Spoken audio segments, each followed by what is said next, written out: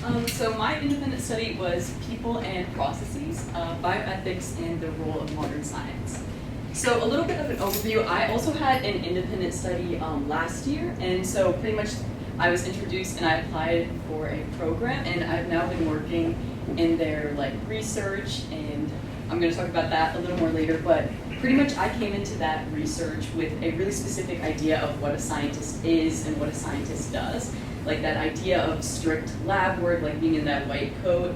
And really when you get into the research process and into that research program, my view of science shifted drastically for a lot of different reasons. And I've learned and adapted and worked through the process of research. My view of science has shifted. And so with this independent study, I really wanted to delve deeper into that process when it came to that idea of grants and collaboration across fields. And I really wanted to learn more about the people that research involves and then those it affects. So a little bit of my approach. So I briefly talked, I was part of the ACE Scholars Research Program, which is the Arizona Cancer Evolution Center at ASU, and that's a focus on comparative oncology, and comparative oncology is pretty much utilizing studies done on animals and across the animal kingdom, and applying that knowledge of cancer in animals to understand cancer in humans more accurately. So this meant also a lot of knowledge about evolutionary science and how the evolution of animals has contributed to their risk of cancer, and kind of using that information to, again, apply it to our understanding of cancer in humans. More relevant to this idea of my independent study, I also got to work with a bunch of different scientists. So this meant a lot of different biologists, like ecologists. My research mentor was a zoologist, which was really interesting. And there's also obviously oncologists and doctors that were also heavily involved in this research. I was also able to take part in a lot of research meetings. What this meant I could see PhD presentations done by biologists, see how that research was done. And then I also had a lot of mentors guiding me through this process and adjusting to the idea of working in a scientific environment. And I also utilized a lot of research articles for what I did outside of that program. Okay, so a little bit before I dive into the people and processes, what research did I actually do? So mainly my research focused about how biomes and evolution can impact cancer rates across vertebrates. So this means all animals with spines, so most animals, and how those rates of cancer vary based on the environment that they're living with, right over there. And so a section of my research article is harsh environment is cold, dry, with low net primary productivity, limited variation in precipitation, unpredictable or extreme temperature fluctuations, and high habitat heterogeneity, which pretty much means it's very diverse and varied. And such conditions may select for faster trait evolution through elevated mutation and or recombination rates, thereby increasing cancer risk. So that's really complicated, but the short-term kind of definition is if an animal is living in a very diverse climate, very diverse biome, this might mean that they have to evolve and adapt to those exposures a lot quicker. And this means mutations and genetic recombination, which can be factors that cause cancer. And I also specifically focused with my data basal metabolic rate across species. Basal metabolic rate is your base metabolism. And so the base metabolism of a warm-blooded creature is going to be very different than a cold-blooded animal. And so I explored that. And I think a really interesting graph that was done out of this research was also cancer mortality versus variance in precipitation. So it seems very far-ranging factors, the variety of rainfall in a season, and kind of comparing that to cancer. So very interesting.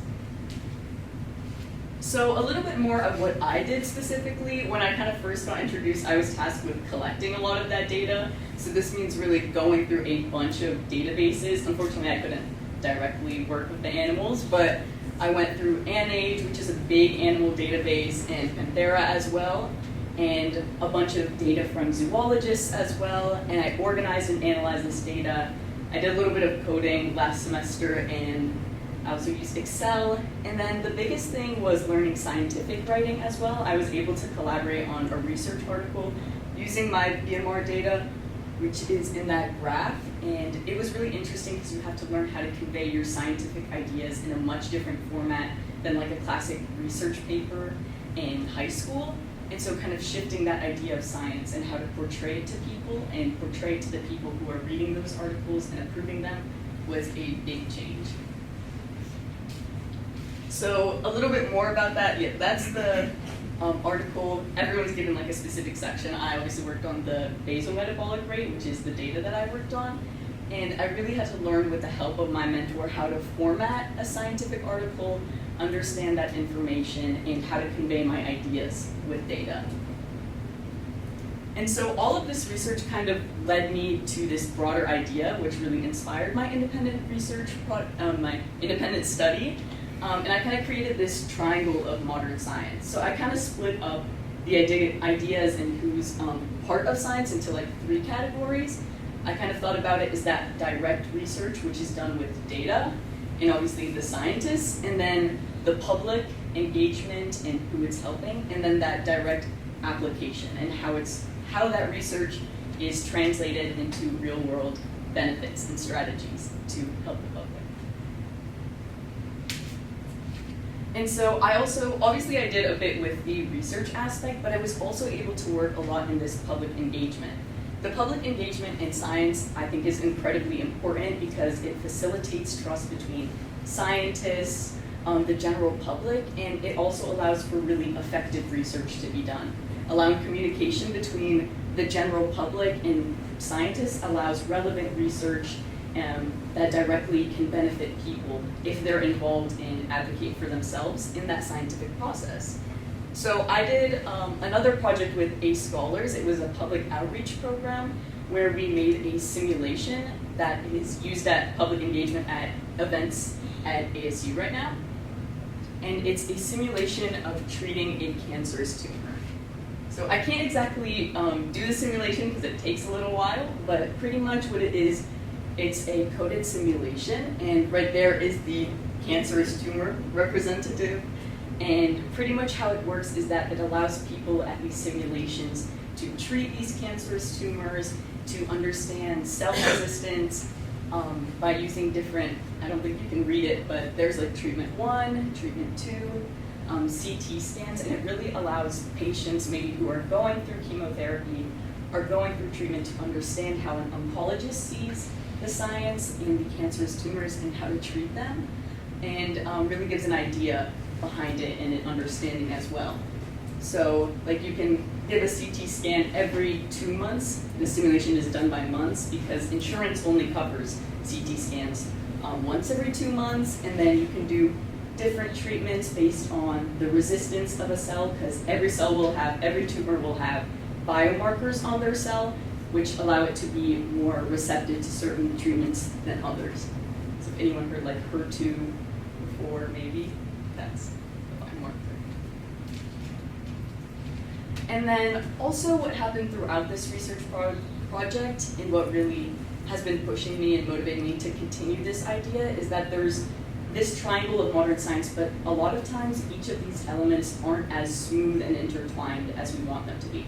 So public engagement with scientists a lot of times right now is really is not effective. So there's still not a lot of public engagement and involvement of a lot of the public in this research, and same with application. So actually the simulation is a really good example of when research and application aren't quite connected. Because in reality, this simulation was done by scientists. So they know a lot about the cancer and the biomarkers, but it wasn't really done with oncologists who actually apply that scientific research. So for example, like there's tamoxifen, which is a cancer-like treatment. And in the simulation, you're allowed to technically do higher and lower doses. But for example, in real life, you're not actually allowed to do that. It doesn't make a difference. So that's like one example when the application and the research doesn't quite meet together in that triangle. So so throughout this independent study, I really developed a big understanding of the scientific process of research. And in the future, I really want to focus more on that application side of it, meaning like the policies and how research is directly adapted to better our world, through different treatments. And this means I'm going to delve a lot deeper into the bioethics, experimental ethics as well, and design, and policy.